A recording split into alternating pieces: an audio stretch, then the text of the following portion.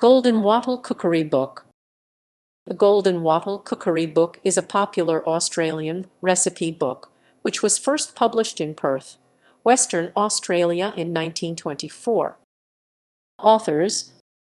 The book was compiled by Margaret Wiley and the teaching staff of the Perth Household Management Centre. Other centre staff who contributed to the book include Mabel E. Ewers, Margaret H. Reeves, Doris S. Gray, and Marie A. McKinnon. Contents. The book contains simple and easy-to-follow recipes, such as barley water fricassee of chicken and jam tarts.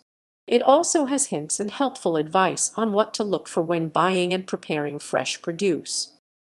Versions. The book has been reprinted 27 times.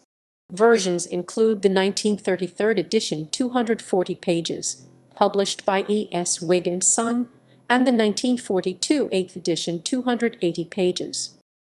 Publication history. 1924, Australia, E.S. Wig & Son, 219,860,048, 200 pages. 1975, Australia, E.S. Wig & Son, 221,950,040, 262 pages, 22nd edition with metric conversion.